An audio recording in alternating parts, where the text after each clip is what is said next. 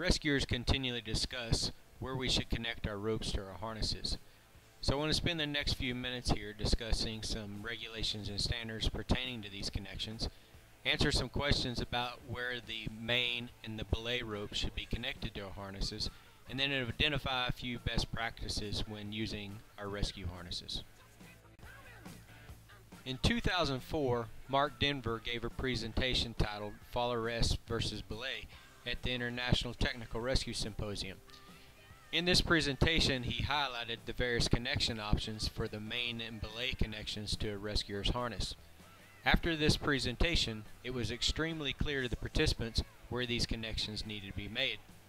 Unfortunately, this information has not been proliferated through the rescue community.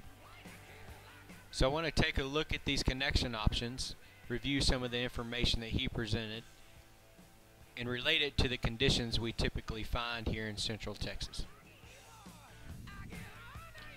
So when we start talking about where do we connect ropes,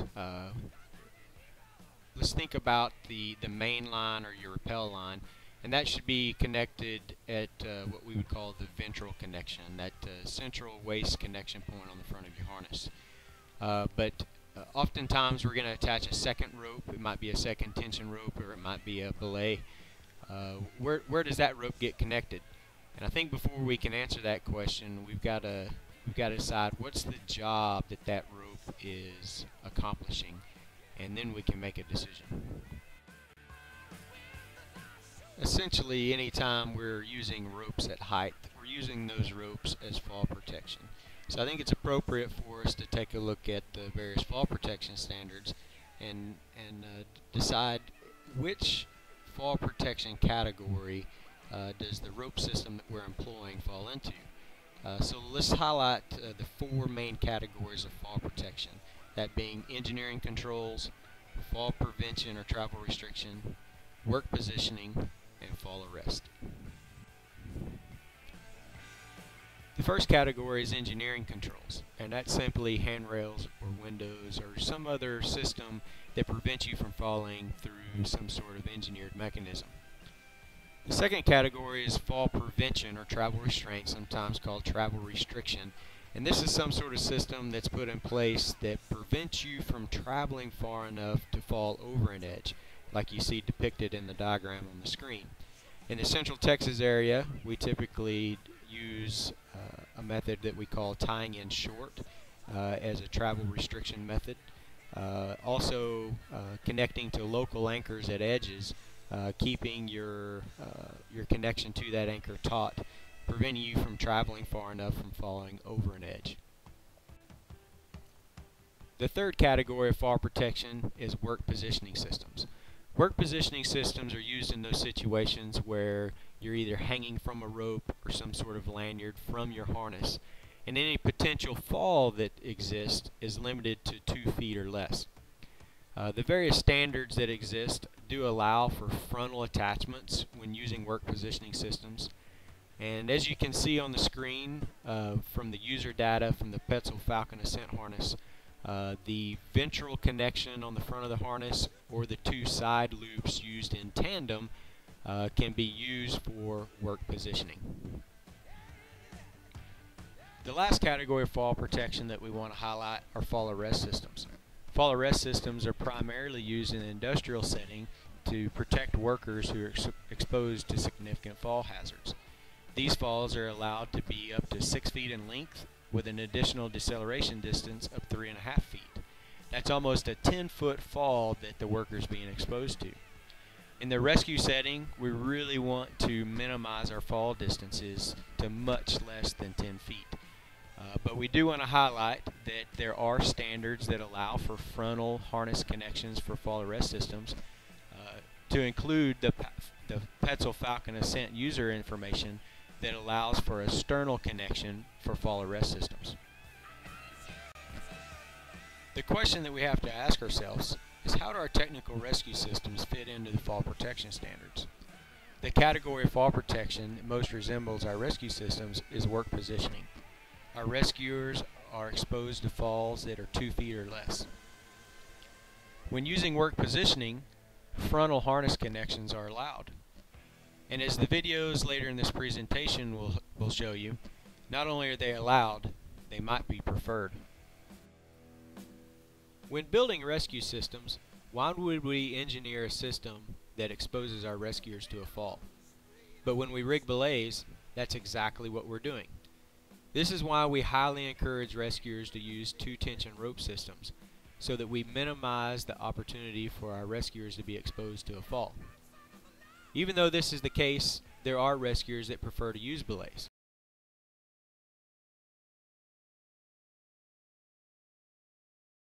Four common connection points that we've typically seen belays or secondary ropes connected to.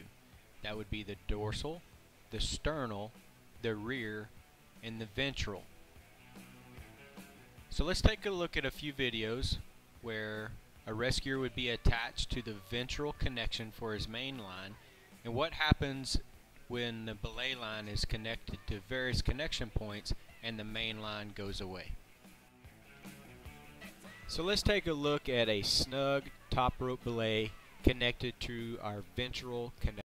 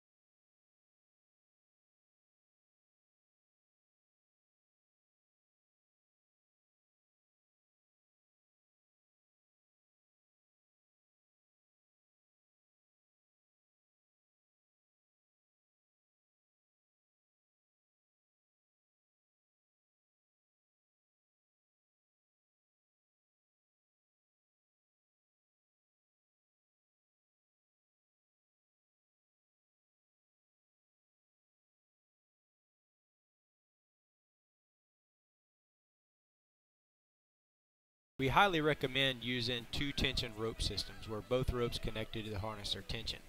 So let's take a look at a 2-tension rope system where both ropes are connected to the ventral connection point.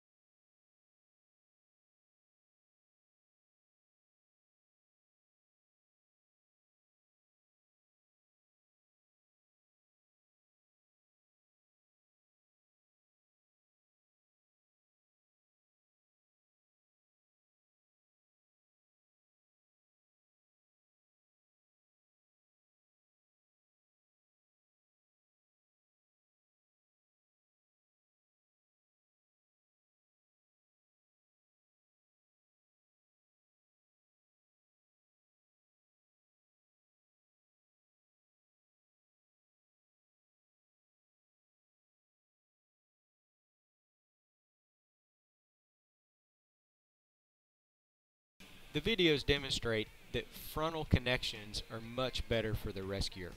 So what additional benefits are there?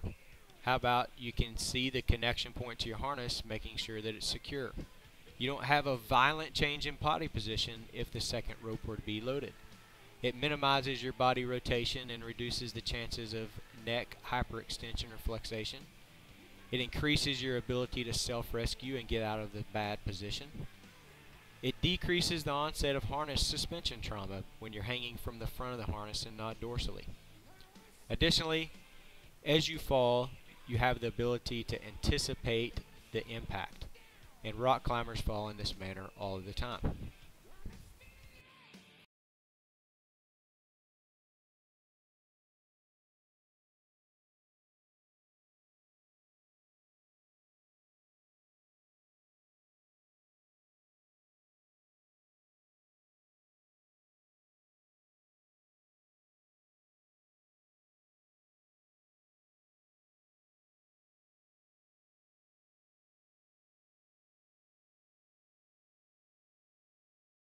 Wrap up with a few solutions for protecting our rescuers when working at height.